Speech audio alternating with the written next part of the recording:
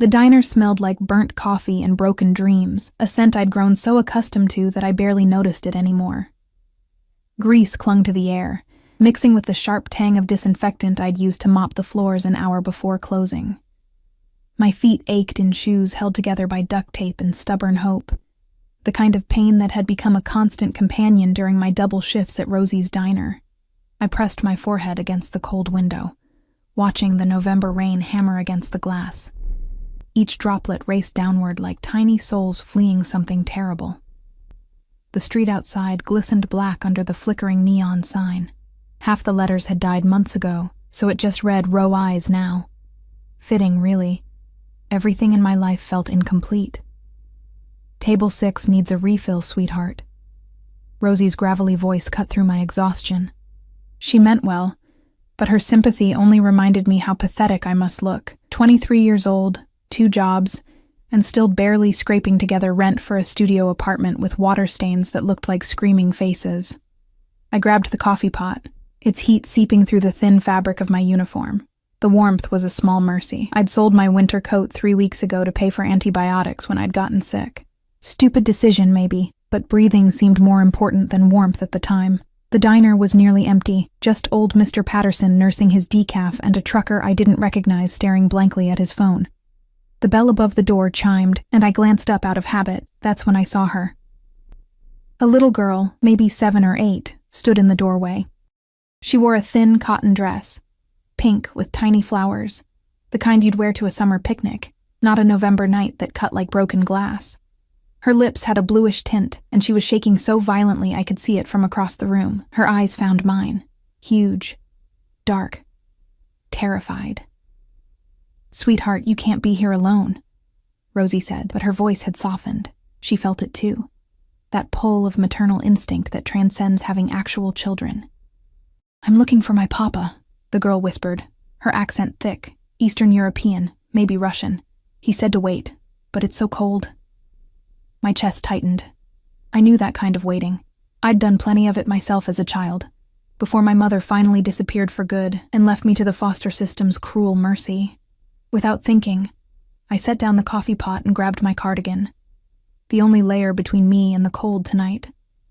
It wasn't much, threadbare and 2 sizes too big, but it was something. I wrapped it around her tiny shoulders, kneeling so we were eye level. "Where's your papa, honey?"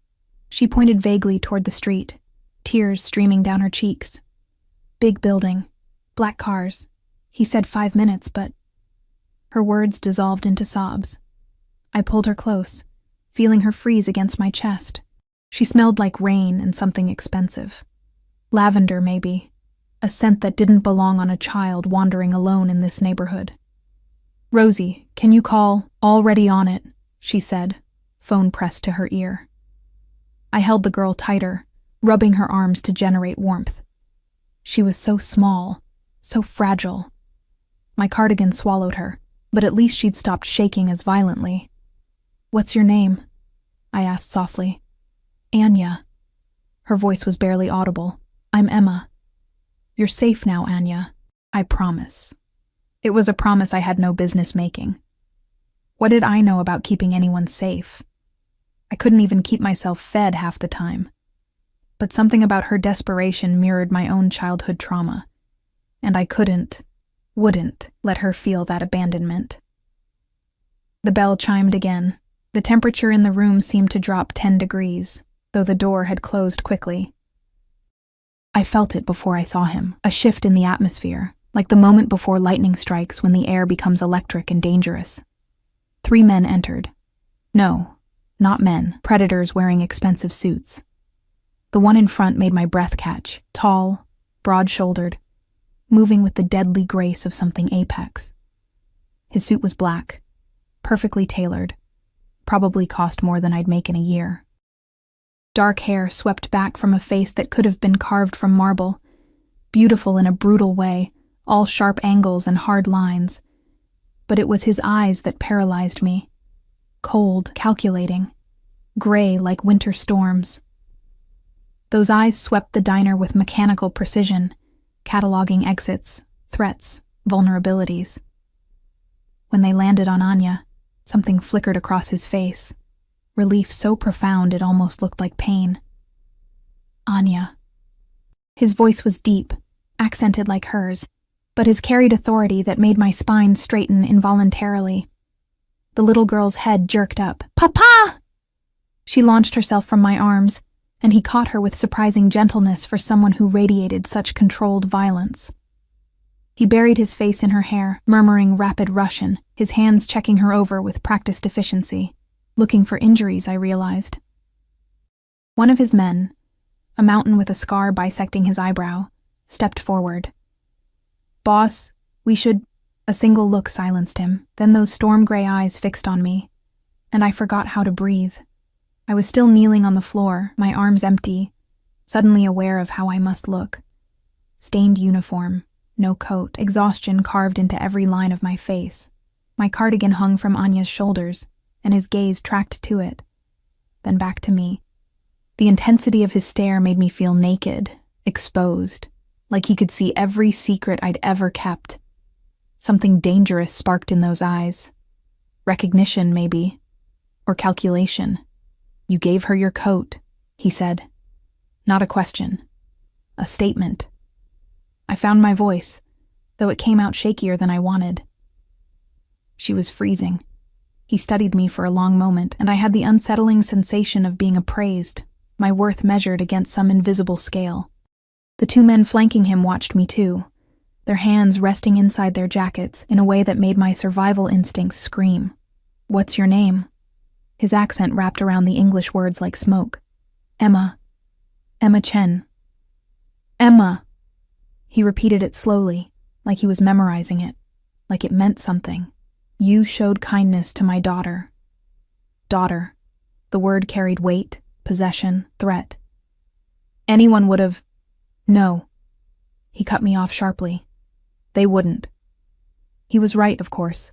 I'd seen enough of humanity's ugliness to know that kindness was rare, especially in neighborhoods like this, where everyone was too busy surviving to care about anyone else's suffering. He reached into his jacket. I flinched, and pulled out a wallet thick with cash. He peeled off several bills without looking and held them toward me. "For the coat. And your trouble." I stared at the money. Had to be at least $500. "I don't want..." "Take it." His tone left no room for argument. But something in me, pride, stupidity, or maybe just bone-deep exhaustion with being pitied, made me shake my head. She needed it more than I did, that's all. His eyes narrowed dangerously. I'd surprised him, I realized. People probably didn't refuse this man often.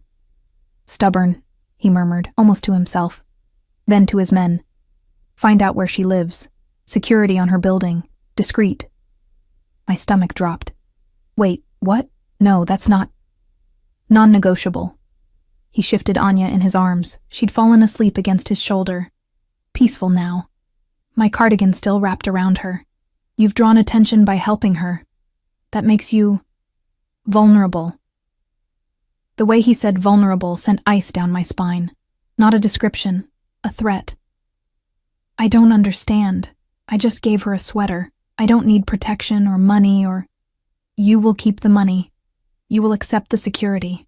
He stepped closer, and I scrambled to my feet, backing up until I hit the counter. He stopped just inches away, close enough that I could smell him. Expensive cologne, cigarette smoke, and something darker. Gunpowder, maybe. Or blood. "People saw you with my daughter, people who would hurt her to hurt me, which means they would hurt you to send a message." His voice dropped lower, intimate, despite the threat lacing every word. "I protect what's mine. I'm not yours," I whispered. But even I could hear how unconvincing it sounded. Something predatory flickered across his face. Amusement mixed with something far more dangerous. No, not yet. Before I could process that terrifying statement, he placed the money on the counter with deliberate precision. Then he pulled off his own coat, black cashmere that probably cost more than my car, and draped it over my shoulders. The warmth was immediate, overwhelming. It smelled like him, and I hated how safe it made me feel. "Someone will come tomorrow. 9 a.m. Don't refuse again, Emma Chen. I'm not a patient man."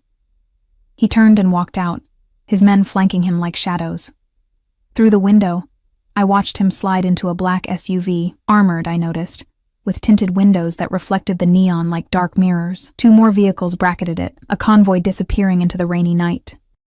I stood there trembling, his coat heavy on my shoulders, and his money burning on the counter between me and Rosie, who'd watched the entire interaction with wide eyes.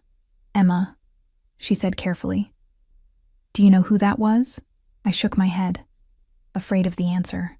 "Nikolai Volkov," she crossed herself, an old Catholic habit surfacing. "They call him the Wolf of Brighton Beach. He runs half the Russian Bratva on the East Coast." My knees gave out. I caught myself on the counter, my mind reeling. A Mafia boss. I'd given my cardigan to a Mafia boss's daughter. And now, he knew my name. I didn't sleep that night. How could I? Every time I closed my eyes, I saw those storm-gray eyes dissecting me, heard that accented voice making promises that sounded like threats. "I protect what's mine." The words circled in my head like vultures, ominous and inescapable. His coat lay across my only chair, a dark presence in my tiny studio. I'd tried to fold it, to put it away, but my hands kept reaching for it, drawn to the expensive fabric and the way it still held his warmth. His scent clung to it, cigarettes and something woodsy, cedar maybe, mixed with that underlying note of danger I couldn't name. The money sat on my nightstand. $500. I'd counted it 3 times, disbelieving. That was my rent. That was groceries for a month. That was the difference between surviving and drowning. But taking it felt like accepting something far more binding than payment for a threadbare cardigan. At 6 a.m., I gave up on sleep. My shift at the diner didn't start until 11, but I had my morning cleaning job at the office building downtown. I dressed in the dark, jeans with holes I'd sewn shut, a sweater that had seen better years, my broken shoes that let in water when it rained. I stared at his coat. "Don't be stupid, Emma. It's freezing outside." But wearing it felt like wrapping myself in a claim I hadn't agreed to. In the end, cold won over pride. I pulled it on, drowning in cashmere that cost more than everything I owned combined. The sleeves fell past my hands. The hem hit my thighs. I looked like a child playing dress-up in her father's closet, except nothing about Nikolai Volkov was paternal. The November morning bit through the fabric anyway as I walked the 6 blocks to the subway. The coat was beautiful, expensive, but it wasn't mine, and somehow that made it less warm. Or maybe I was just too aware of what wearing it meant. The office building was a glass and steel monstrosity in the financial district. I cleaned the executive floors before the important people arrived, invisible labor that kept their world pristine. I liked the work, actually, quiet, solitary. No one noticed me, which meant no one could hurt me. I was vacuuming the 20th floor when I felt it again, that electric shift in the atmosphere. I turned off the vacuum, heart suddenly racing. A man stood by the elevators, not Nikolai. This one was younger, leaner, with dirty blonde hair and eyes like blue ice. He wore a suit that screamed money and danger in equal measure, hands relaxed at his sides in a way that suggested he could turn violent in a heartbeat. "Emma Chen?" His English was perfect, barely accented. I gripped the vacuum handle like a weapon. "Who's asking?" A smile flickered across his face, amused by my attempted bravado. "Dmitry Sokolov. I work for Nikolai Volkov." He pulled out a phone, showed me a photo. It was Anya, grinning, healthy, wearing my cardigan like a trophy. "Boss sent me. You have a security consultation at 9. I have a shift at the diner at 11. I can't." "You'll make your shift." He tucked the phone away. "This isn't negotiable." That word again. Non-negotiable.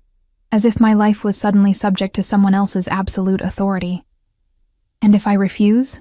His expression didn't change, but something cold entered his eyes. "You seem like a smart girl, Emma. Smart enough to understand that the wolf doesn't make empty threats."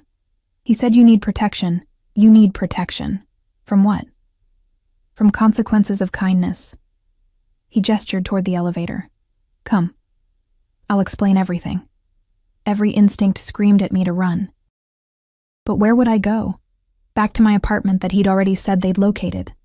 The diner where I'd met Nikolai. I had no savings, no family, nowhere to hide. And beneath the fear, something else stirred. Curiosity, maybe. or the dangerous thrill of being seen by someone powerful. How long had I been invisible? Years of scraping by, of being looked through rather than at, of existing in the margins of other people's stories. Nikolai Volkov had looked at me. Really looked. Like I mattered. Even if his attention was a death sentence, at least it was acknowledgement. I abandoned the vacuum and followed Dmitri into the elevator. The car that waited outside was identical to the ones from last night. Black SUV, tinted windows, armor plating visible at the edges. Dmitri opened the back door with practiced efficiency. After you. The interior smelled like leather and wealth.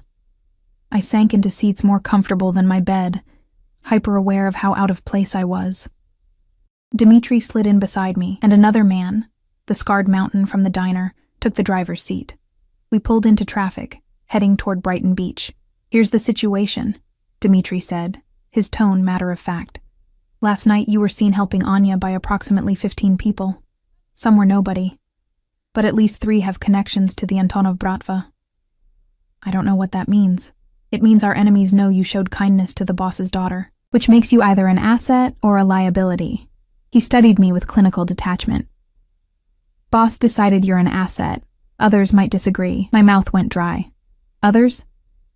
"Yuri Antonov runs the rival organization. He's been trying to find leverage against Nikolai for years. Anya is complicated, protected, untouchable." He leaned back, casual despite the weight of his words. "But you? You're nobody. No family. No connections. No one who'd notice if you disappeared." The casual cruelty of that truth hit like a physical blow. "So I'm bait," I whispered. "You were bait the moment you wrapped that cardigan around Anya." He didn't sound apologetic, just pragmatic. "Now you're protected bait. Much better outcome." We turned down a street I didn't recognize, stopping in front of a restaurant with Cyrillic letters above the door. Even closed, it radiated menace. The kind of place where deals were made and bodies were buried. Dmitri led me around back, through a door that required 3 different keys. The interior was all dark wood and red velvet, expensive and oppressive. Cigarette smoke hung in the air despite the early hour. Men looked up as we entered. Hard men with harder eyes, each radiating the kind of violence that becomes casual through repetition. I wanted to shrink, to disappear, but Dimitri's hand on my elbow kept me moving forward, to a private room in the back. Nikolai sat behind a massive desk, studying a laptop with focused intensity. He'd discarded his jacket, sleeves rolled up to reveal forearms corded with muscle and marked with scars. A cigarette burned in an ashtray beside him, smoke curling upward like trapped souls seeking escape. He didn't look up immediately, and I had the sense this was deliberate. A power play, making me wait, making me aware of my own insignificance in his world. When he finally raised his eyes, the impact stole my breath. In the diner's fluorescent lighting, he'd been dangerous. Here, in his domain, he was absolutely terrifying. "Emma." My name in his mouth sounded like possession. "You came." Did I have a choice? A smile ghosted across his lips, not warm, but acknowledging. "No," he gestured to the chair across from him. I sat, feeling like a mouse accepting an invitation into a snake's den. Dmitri remained by the door, silent sentinel. Nikolai studied me with that same unsettling intensity, cataloging details. His gaze lingered on his coat, still wrapped around my shoulders. "It suits you," he said quietly. I flushed, embarrassed to be caught wearing it. "I'll return it. It was cold and I..." "Keep it." He leaned back, lighting a fresh cigarette. "Consider it payment for services rendered." "I don't want payment. I told you." "What you want is irrelevant." The words were harsh, but his tone remained almost gentle. "You're in danger because of me, because my daughter wandered away from her bodyguards and found her way to a diner where a foolish girl decided kindness was more important than self-preservation. Kindness isn't foolish. In my world, it's suicidal." He took a long drag, exhaling smoke slowly. "Tell me about yourself, Emma Chen." The subject changed through me. "What?" "Your life, family, how you ended up serving coffee at midnight in the worst part of Brooklyn." "Why do you care?" His eyes narrowed dangerously. Because I need to know everything about the people I protect. Vulnerabilities, weaknesses, what leverage enemies might use. He tapped ash into the tray. And because you interest me. That last part sounded far more threatening than any of his earlier statements. There's nothing interesting about me, I said carefully. I'm nobody. You said so yourself. No family, no connections. Dimitri said that. I didn't. He leaned forward, elbows on the desk. I said you showed kindness when you had every reason to be selfish. That makes you either remarkably stupid or remarkably rare. Maybe both. Another ghost of a smile, maybe. He waited, patient as a predator, and I realized he would sit here all day if necessary. This man commanded empires through sheer force of will. My silence meant nothing to him, so I talked. Told him about foster care, about aging out of the system at 18, with nothing but a high school diploma and survival instincts. About working 3 jobs at one point, sleeping 4 hours a night, clawing my way to something resembling stability. About dreams I'd abandoned because dreaming required energy I didn't have. He listened without interrupting, smoking, watching me with those calculating eyes. When I finished, he was quiet for a long moment. Your parents? He finally asked. Mother left when I was 6. Father... I swallowed hard. I never knew him. Something shifted in his expression. Recognition, maybe, or understanding that came from shared damage. Anya's mother is dead, he said quietly. Killed by Yuri Antonov 3 years ago.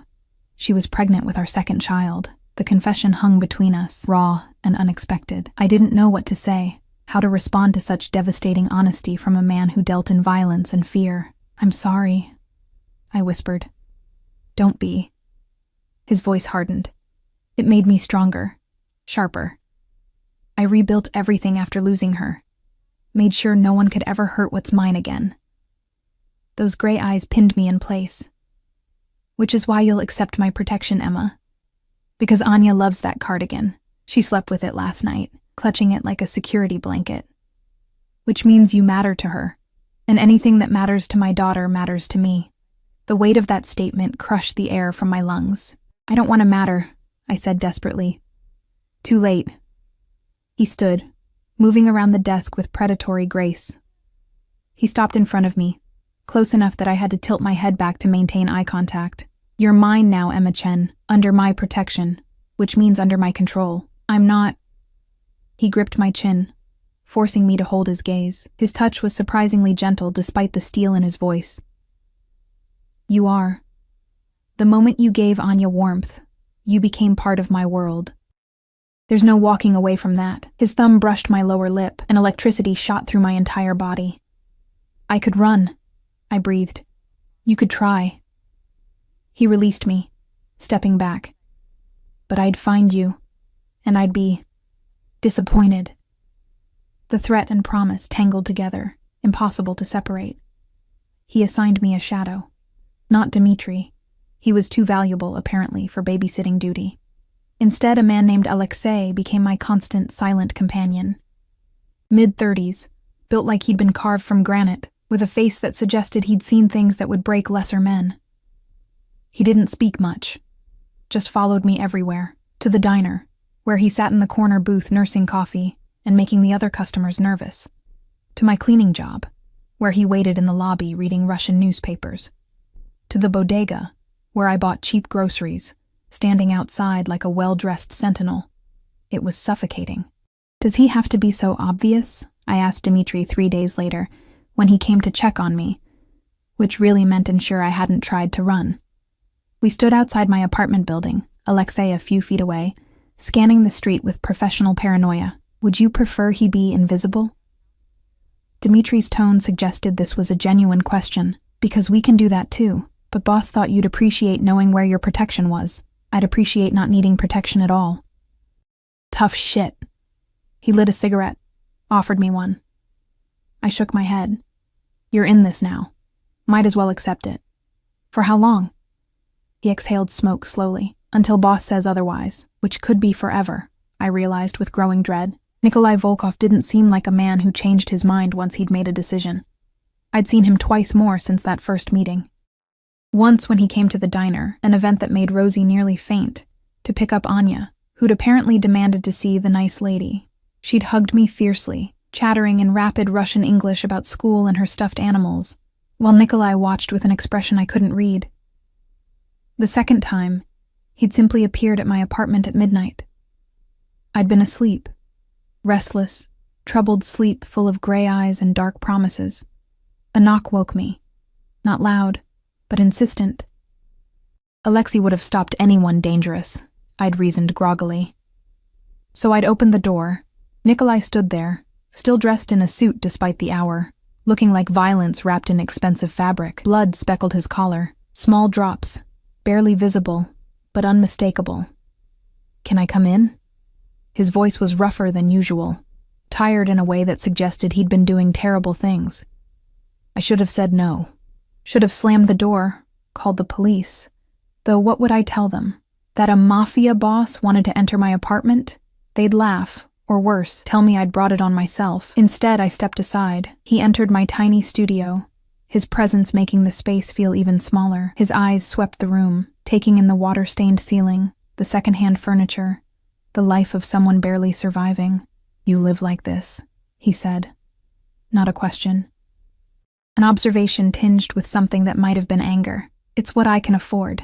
He turned to face me, and in the dim light from my single lamp, he looked almost human. Tired, strained, the monster temporarily hidden beneath exhaustion. "The money I gave you," he said carefully. "You didn't use it. I'd hidden it in a coffee can under my sink. Stupid place, probably, but I couldn't bring myself to spend it. Spending it meant accepting everything that came with it. I don't need your money. You need everything."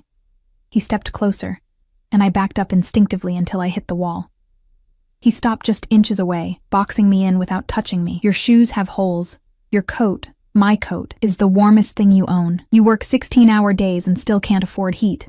How do you—" "I know everything about you, Emma." His hand came up, fingers threading through my hair with surprising gentleness.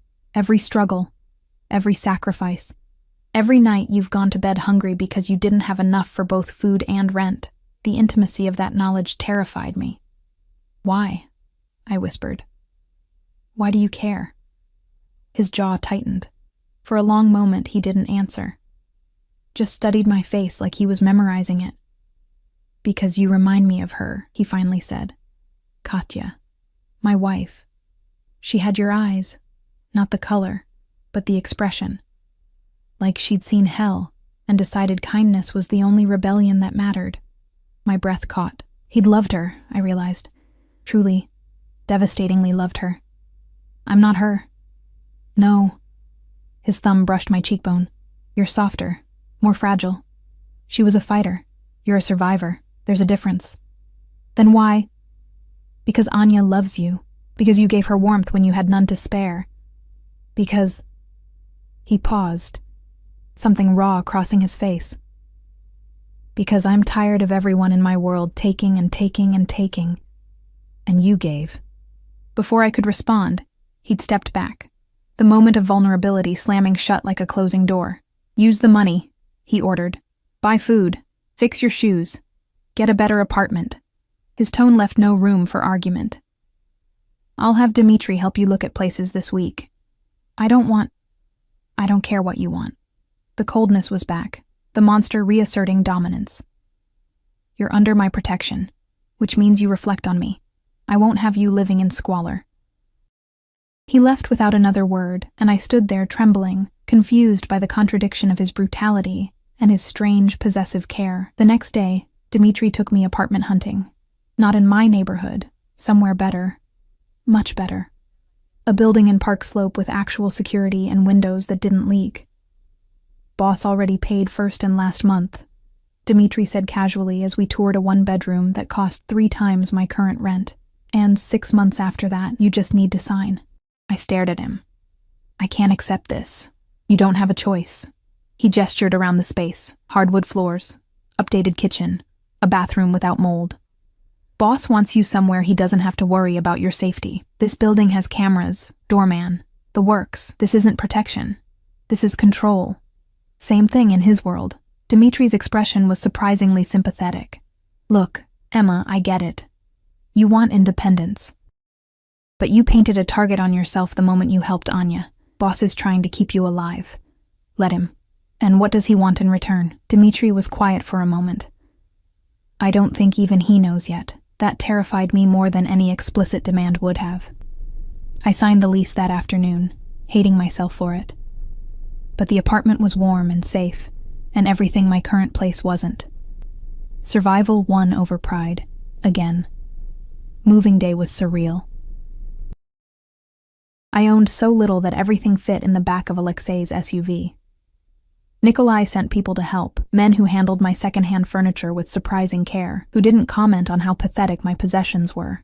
Anya came too, bouncing with excitement, still wearing my cardigan over her expensive clothes. You're going to live here? She spun in circles in the empty living room. It's so pretty. It's too much, I muttered, but she wasn't listening. Nikolai arrived as the last box was being carried in. He dismissed everyone with a gesture, even Alexei, who looked uncomfortable leaving us alone but obeyed without question. Suddenly it was just us in my new apartment, and the space felt simultaneously too large and too small. Do you like it?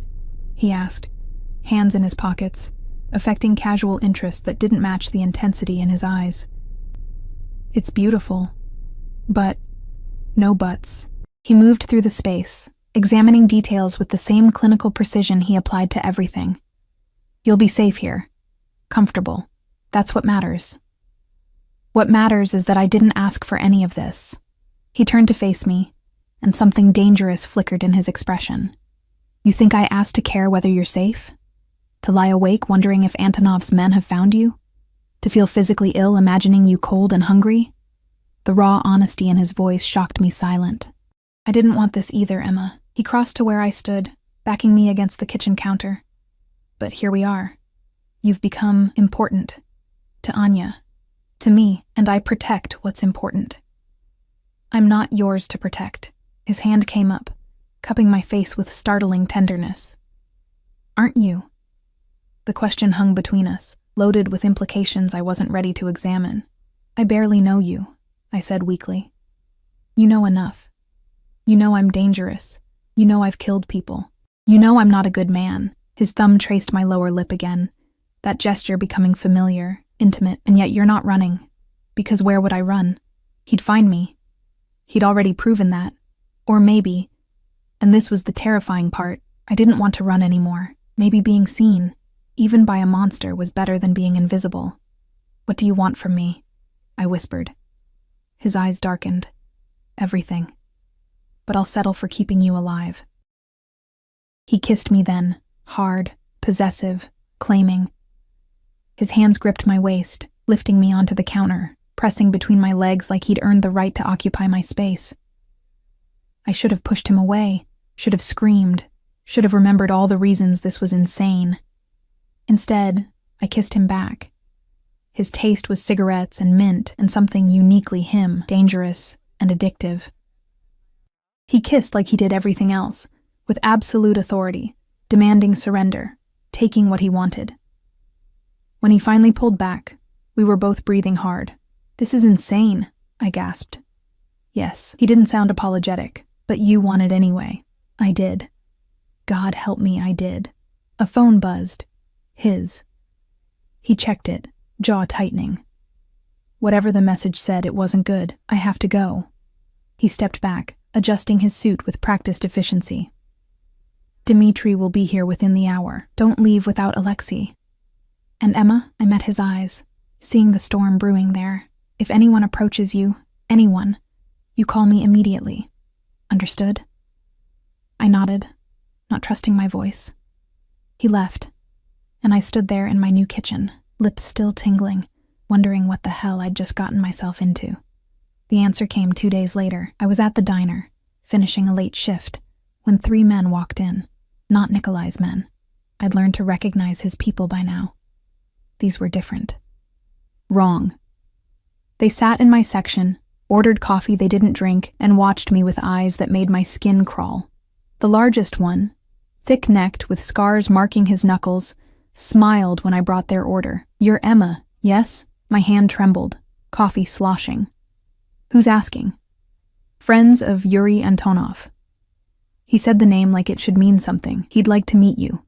Talk about your relationship with Nikolai Volkov. Terror locked my muscles. This was it. The danger Nikolai had warned about. I don't know what you're talking about. The man's smile widened. No? Then why does the Wolf's guard dog sit outside? Why did you move into an apartment he pays for? He leaned forward. You're his whore now, yes? We just want to ask some questions. Rage cut through my fear. Get out. Or what? He stood, and his companions followed suit. You'll call your master? Tell him the bad men scared you? Alexei burst through the door, weapon drawn, moving with lethal speed. 2 more of Nikolai's men materialized from nowhere. They must have been stationed nearby, hidden. The Antonov men raised their hands, backing toward the door. Tell Volkov, the scarred one said, that Yuri sends his regards, and that pretty things break so easily. They left, and I collapsed into the nearest booth, shaking violently. Alexei was on his phone immediately, speaking rapid Russian. Within minutes, Dmitri arrived. Then Nikolai. He swept into the diner like an avenging angel, fury radiating from him in waves that made everyone, customers, staff, even Rosie, shrink back. His eyes found mine, and the rage there stole my breath. Tell me, he commanded, voice deadly quiet. I did, words tumbling out between chattering teeth. He listened without interrupting, jaw clenched so tight I could see the muscle jumping. When I finished, he turned to Dmitri. Find them. All 3. I want them alive. Boss. Alive, he repeated. So I can explain personally what happens when someone threatens what's mine. Then he pulled me from the booth, wrapped me in his arms, and I felt the racing of his heart beneath the expensive suit. You're done working here, he said into my hair. Done cleaning offices, done putting yourself at risk. I need to work. I'll take care of you. Not a suggestion. A declaration. No arguments, Emma. This ends now. And I realized, trembling in his arms while he made promises written in blood, that he was right. This was never going to end. He took me to his house that night. Not an apartment or condo, a house. A mansion, really, hidden behind iron gates and stone walls in a neighborhood where people didn't ask questions. The kind of place where neighbors minded their business and security cameras covered every angle. Alexei drove us in silence, Nikolai beside me in the back seat, his hand gripping mine with bruising intensity. He hadn't let go since we left the diner, as if physical contact was the only thing keeping his rage contained. You don't have to do this, I said quietly as the gates opened. I can go back to my apartment, the one you got me. It's safe. Nowhere is safe. His voice was granite. Not anymore. Yuri made his move, which means he's desperate. Desperate men are unpredictable. The house was beautiful in a cold, fortress-like way. Modern architecture, all clean lines and bulletproof glass. Lights blazed from every window. No shadows for assassins to hide in. Inside, it smelled like leather and wood polish, and Anya's strawberry shampoo, that last detail making it feel almost like a home instead of a stronghold. Papa! Anya appeared at the top of the stairs, wearing pajamas covered in cartoon cats, my cardigan tied around her waist like a cape. An older woman, her nanny, I assumed, hovered behind her. Lyubov Moya, you should be sleeping, Nikolai said, but his voice had softened dramatically. I waited for you. She spotted me, and her face lit up. Emma, are you staying over? I didn't know how to answer that. Was I a guest? A prisoner? Something worse? Yes, Nikolai answered for me. Emma will be staying with us for a while. Forever? Anya's hope was so pure it hurt. We'll see. He kissed her forehead. School now tomorrow. Sleep. She hugged me goodnight, fierce and trusting, before letting the nanny lead her back upstairs. The innocence of that embrace, the uncomplicated affection, made my chest ache. When she was gone, Nikolai's mask slipped back into place. Marina will show you to your room, he said, gesturing to a different woman who'd appeared silently. Older, severe-looking, with eyes that assessed and judged in equal measure. Anything you need, ask her. Where will you be? Something dark crossed his face. Dealing with the men who threatened you. He left before I could respond, Dmitri and 4 other men falling into step behind him. The front door closed with a finality that made my stomach twist. I knew what dealing with meant in his world. Marina led me upstairs to a bedroom that was larger than my old apartment. Cream walls, soft lighting, a bed that looked like clouds given form. An ensuite bathroom with a tub big enough to swim in. "Mr. Volkov had clothes brought for you," Marina said in heavily accented English, opening a closet to reveal outfits in my size. Jeans, sweaters, dresses I'd never have occasion to wear. "If you need different sizes, tell me." How did he know my size? Her expression suggested this was a stupid question. Mr. Volkov knows everything. She left me alone in luxury that felt like a cage. I didn't sleep. How could I? Somewhere in the night, Nikolai was doing terrible things because of me. Men were screaming, bleeding, dying, all because they'd threatened a nobody waitress who'd shown kindness to the wrong child. Around 4 a.m., I heard movement downstairs. Voices. Urgent. Russian. Too fast for me to catch individual words, even if I'd understood the language. Then footsteps on the stairs, a door opening and closing. The shower ran in a nearby room for a long time. I sat in my borrowed bed, hugging my knees, wondering if the water was washing away blood. Morning came gray and cold. I ventured downstairs around 7, following the smell of coffee and something sweet baking. The kitchen was enormous, all granite and stainless steel. Marina stood at the stove, making what looked like blini. She glanced at me, nodded toward the coffee pot. "Mr. Volkov is in his office," she said. "He wants to see you after breakfast." I wasn't hungry, but I forced down half a blini and coffee that tasted better than anything from the diner. Anya bounced in, ready for school, chattering about a math test while Nikolai's driver waited to take her. She hugged me goodbye like it was the most natural thing in the world. Then the house fell quiet, and I had no more excuses to delay the inevitable. Nikolai's office was on the first floor, behind a door that looked reinforced. I knocked softly. "Come in, Emma." Of course he knew it was me. The office was exactly what I'd expected. Dark wood, leather furniture, walls lined with books in Russian and English, a desk that could double as a barricade, and Nikolai behind it, looking like he hadn't slept at all. He'd changed clothes, but I could see the exhaustion carved into his face, the shadows under his eyes darker than usual. "Sit," he said, not looking up from whatever he was reading.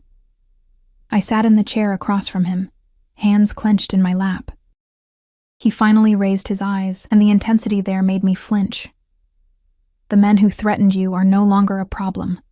I didn't ask what that meant, didn't want to know the specifics. "Yuri Antonov sent them as a message," he continued.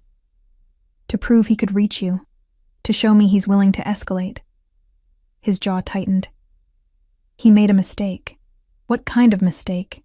The kind that ends with him dead. He said it so casually, like discussing weather rather than murder. "But that will take time. Planning.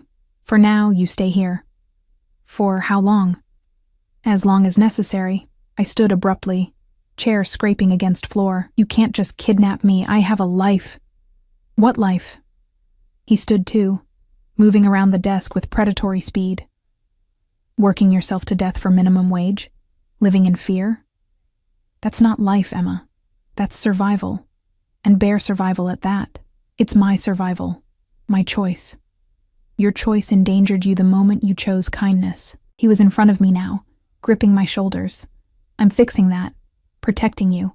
Whether you want it or not. I'm not some possession you can lock away." His eyes flashed dangerously. "No. You're something far more valuable." His hand cupped my face, thumb tracing my cheekbone. "You're the first person in years who's made Anya smile like she did before her mother died. You're someone who gave when you had nothing. You're—" He stopped, jaw clenching like he'd almost said something he couldn't take back. "I'm what?" I whispered. "Mine." The word was rough, possessive, absolute. "Even if you don't accept it yet, Emma, you're mine. And I don't let go of what's mine." Before I could respond, he kissed me. Hard and demanding, stealing my breath and my resistance. His hands tangled in my hair, angling my head exactly how he wanted, claiming my mouth like it was his right. And God help me, I let him. Let him back me against the desk, lift me onto it, step between my legs. Let him kiss me until I couldn't remember why this was wrong, until the only thing that mattered was the heat of his body and the desperate hunger in his touch. When he finally pulled back, we were both breathing hard. "Stay," he said against my lips. "Not as a prisoner, as something else." "What else is there?" His eyes searched mine. "I don't know yet, but I want to find out." It was the closest thing to vulnerability I'd heard from him, an admission that he didn't have all the answers, that this thing between us was as confusing to him as it was to me. "I'm scared," I admitted. "Good." His thumb brushed my lower lip. "Fear means you're smart enough to recognize danger, but Emma, I'm not the danger you should fear." "Then what should I fear? How much I'm willing to destroy to keep you safe?" The days blurred together after that. I stayed in Nikolai's house, occupying a strange space between guest and captive. Anya loved having me there, dragging me into games and homework and bedtime stories. She was starved for female attention, I realized. The nanny was kind but distant, and Nikolai's world was overwhelmingly male. I filled a void I hadn't known existed. And slowly, I began to fill voids in myself too. Nikolai kept strange hours, gone until dawn some nights, present for family dinners others. When he was home, his attention was absolute and overwhelming. He watched me constantly, studied me, asked questions about my life that went far beyond simple curiosity. "What did you want to be?" he asked one night.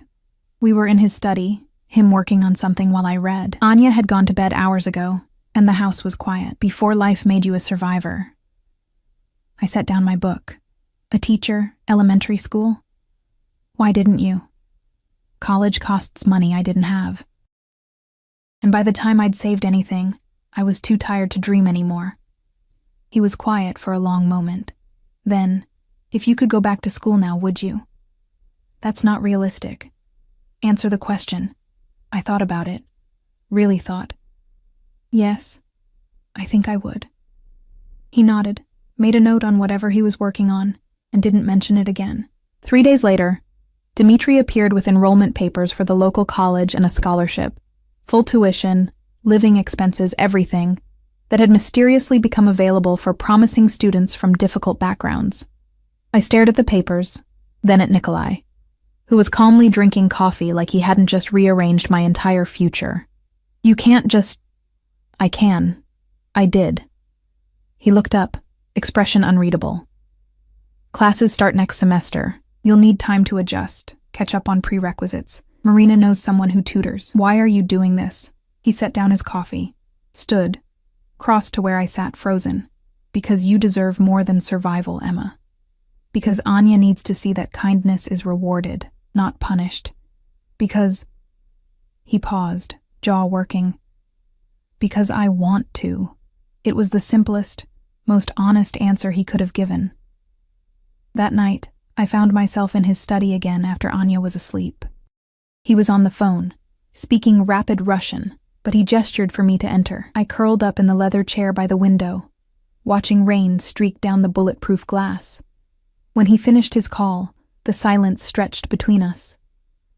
Not uncomfortable, just heavy with unspoken things. "Tell me about her," I said quietly. "Your wife." His expression shuddered immediately. "Why?" "Because she's part of why you're doing this, isn't she?" He poured himself vodka, downed it, poured another. "Katya was fierce, fearless.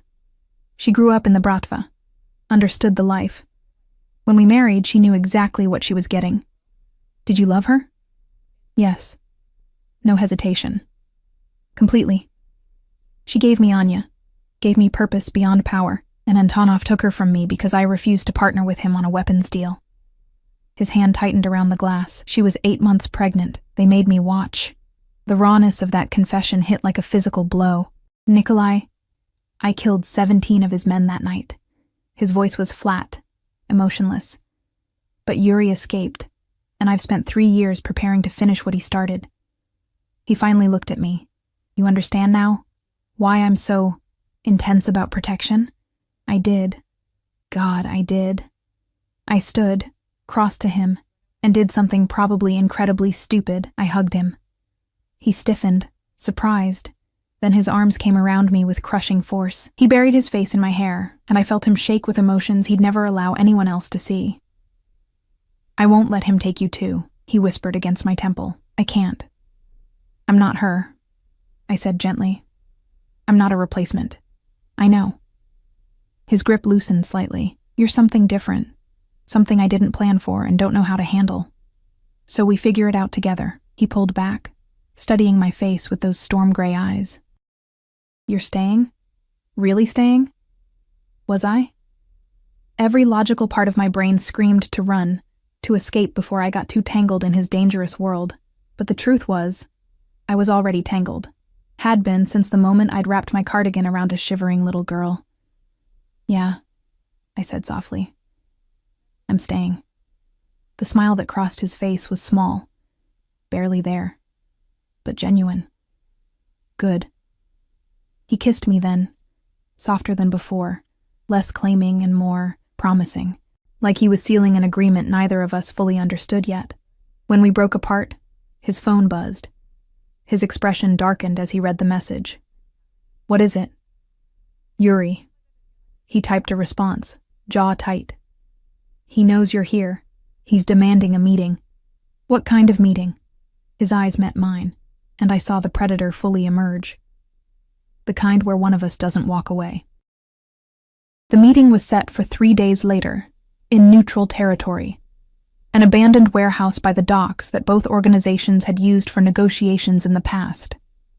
Nikolai explained this to me in his office, his voice clinical, detached, like he was discussing a business transaction rather than a confrontation that could end in his death.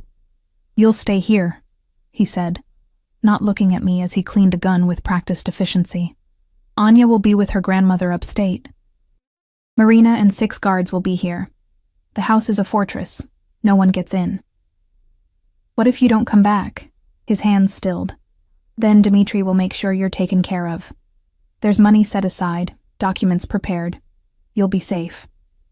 "I don't want money. I want you to come back." He finally looked at me, something raw and surprised flickering across his face. "Why?"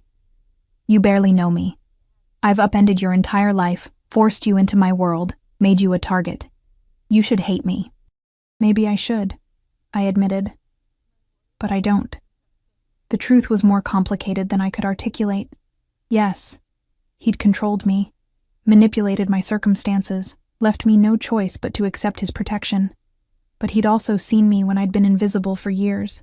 He'd given me safety, opportunity, a child who needed me as much as I needed her. He'd shown me softness hidden beneath brutality, vulnerability beneath power. I'd fallen for a monster, and somehow that felt like the most honest thing I'd ever done. He set down the gun, crossed to where I stood, and pulled me against his chest, his heartbeat steady beneath my ear, strong, alive, real. "When this is over," he said quietly, "things will be different. Better. I'll have eliminated the threat, and you can breathe. Live without looking over your shoulder. And us." His arms tightened. "There is an us now. Whether that's wise or not. Probably not. Definitely not." I felt him smile against my hair, but I've never been accused of wisdom. The next 2 days were strange, suspended between normal domesticity and impending violence. Anya left for her grandmother's with tears and promises that I'd be there when she got back. I helped Marina cook, read in Nikolai's study, existed in the eye of a storm that was gathering strength. Nikolai was different, more present, more tactile.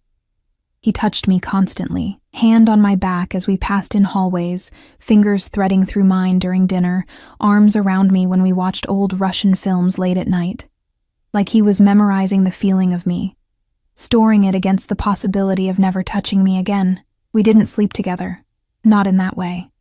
But he slept in my room those 2 nights, holding me in the darkness, his breathing eventually evening out into something almost peaceful. "I don't deserve you," he murmured the second night, thinking I was asleep. I wasn't. "Probably not," I whispered back. "But I'm here anyway." His arms tightened, and we didn't speak again until morning. The day of the meeting dawned gray and bitter cold. Nikolai dressed in all black, suit, shirt, tie, looking like death personified. He strapped weapons to his body with the casual efficiency of someone who'd done this 1,000 times. I watched from the doorway, heart in my throat. "I'll be back by nightfall," he said, checking his gun one last time. "Promise?" He crossed to me, framed my face with his hands. "I promise. Yuri Antonov has taken enough from me.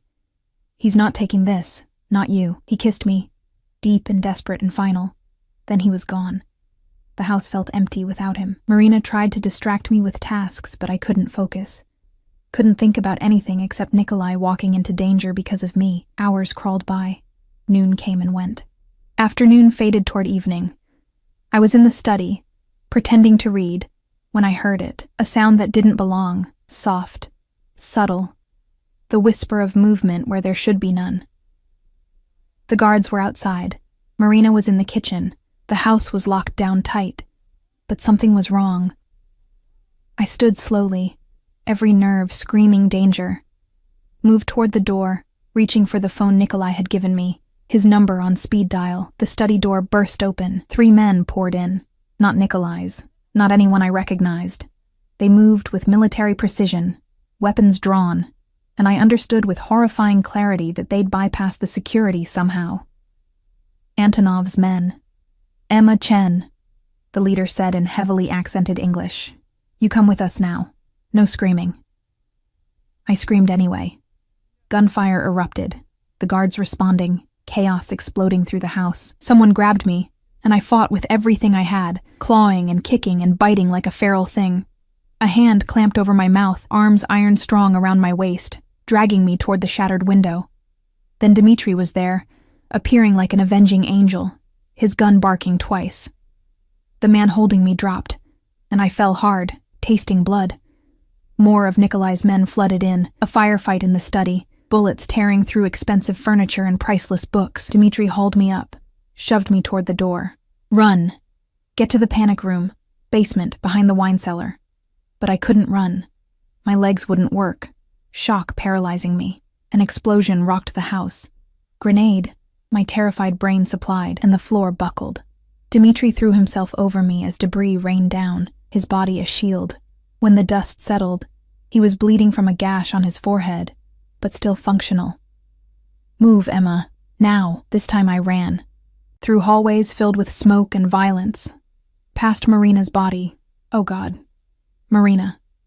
Downstairs that seemed endless. The basement was cold and dark, wine racks looming like skeletal fingers.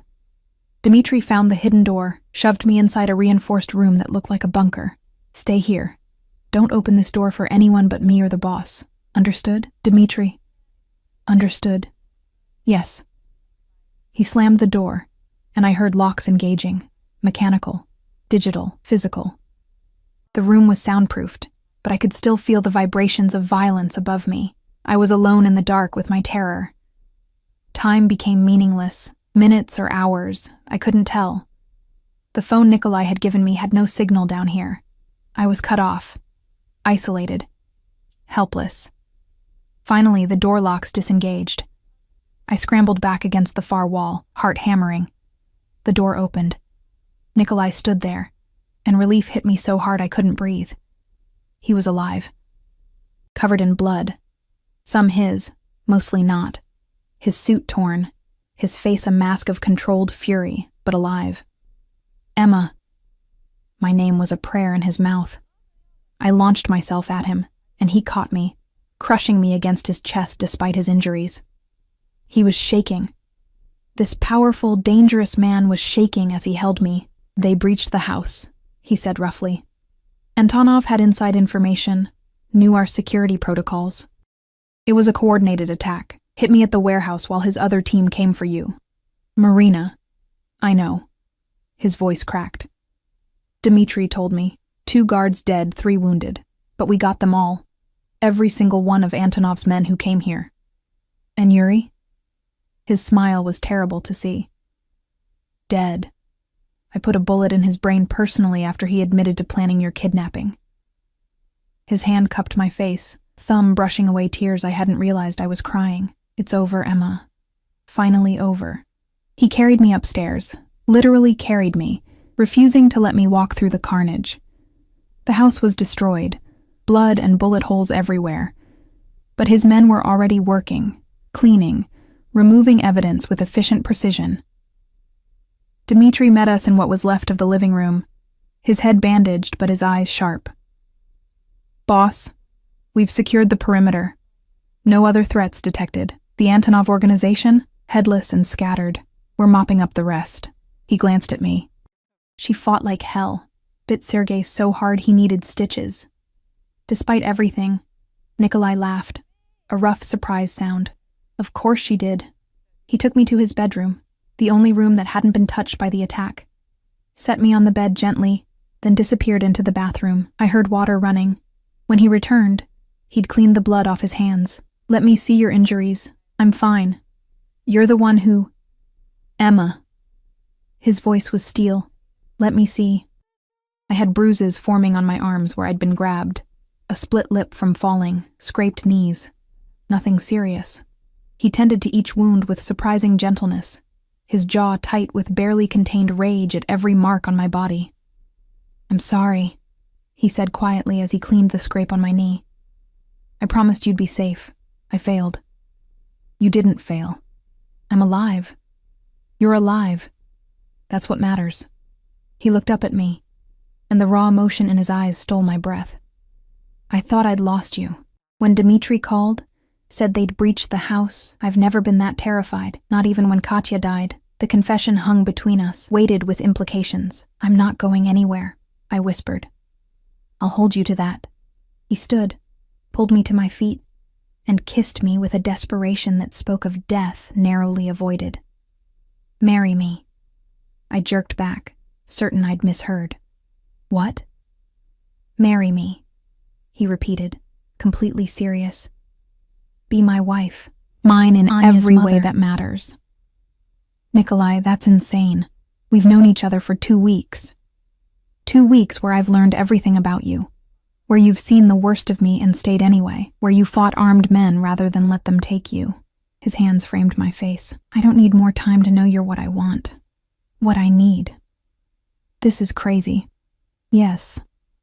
But so is everything else about us. His thumb brushed my lip. Say yes, Emma. Let me protect you legally. Let me give you my name, my resources, everything I have. Let me make you part of my family officially. My mind spun.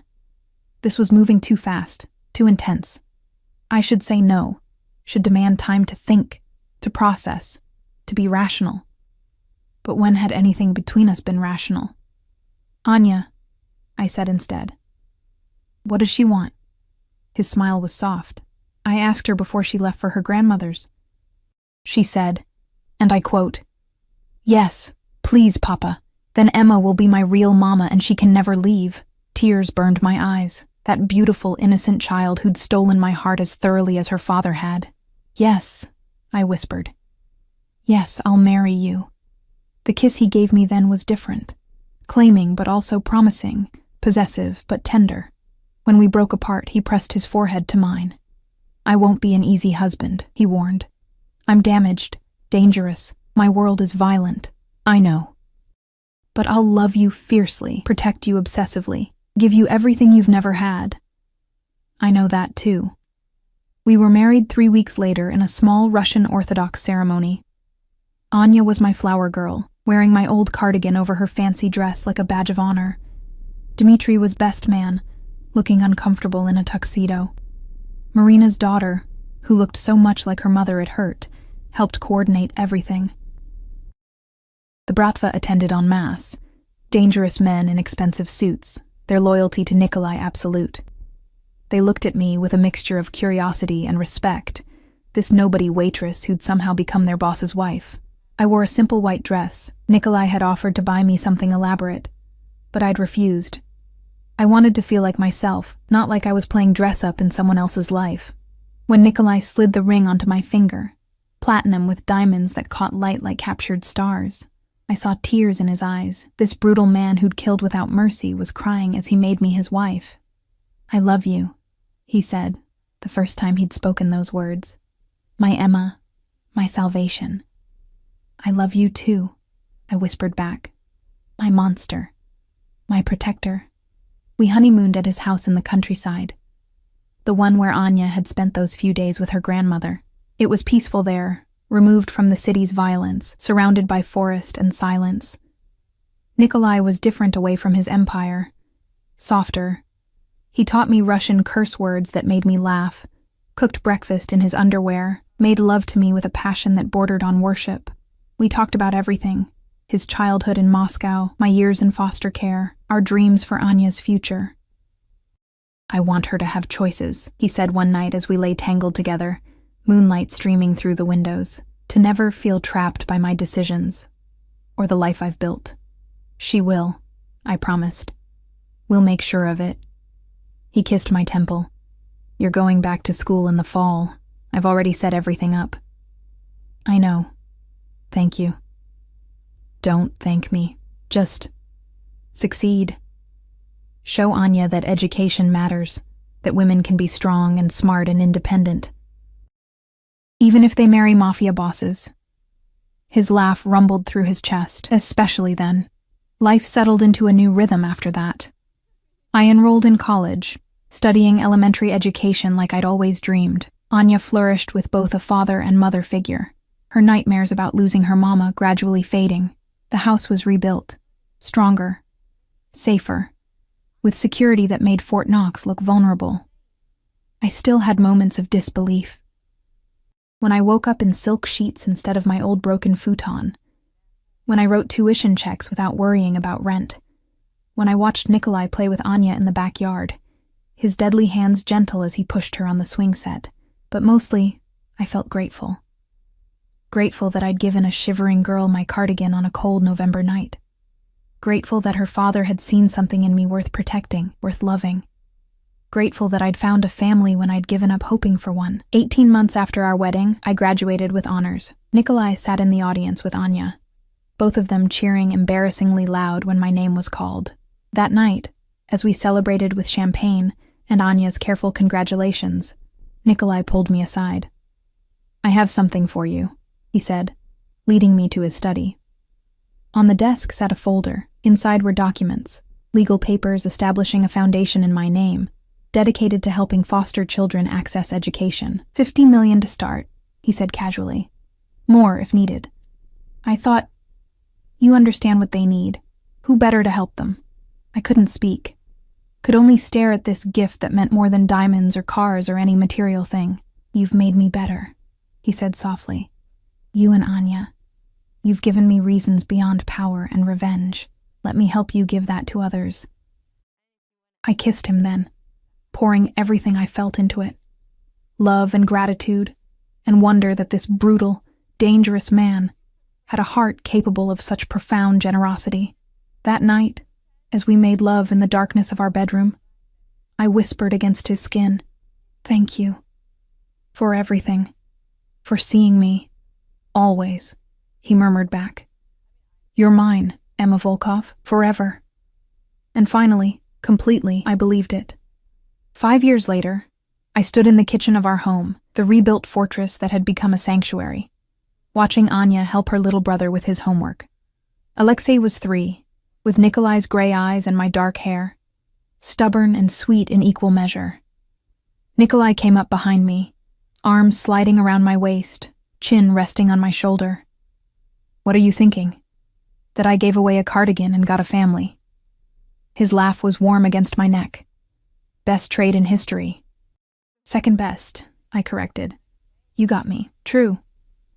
He turned me in his arms, those storm-gray eyes soft with love that had deepened over years of building a life together. "The best trade I ever made was the one where I chose to protect you instead of just paying you off. Lucky me, lucky us." He kissed me, still possessive, still claiming, but now also familiar. Home. Outside, winter was settling over the city, bringing cold that cut like broken glass. But inside, surrounded by the family I'd built with a monster who'd learned to be a man, I'd never felt warmer. The cardigan still hung in Anya's closet, threadbare and precious, a reminder of the night that changed everything. Sometimes I'd find her holding it, remembering, and she'd look at me with eyes that understood the impossible gift that night had given both of us, a family, a future. A love that had been forged in danger and tempered in devotion. I'd walked into that diner a survivor. I'd walked out of it beloved, and in the end, that made all the difference.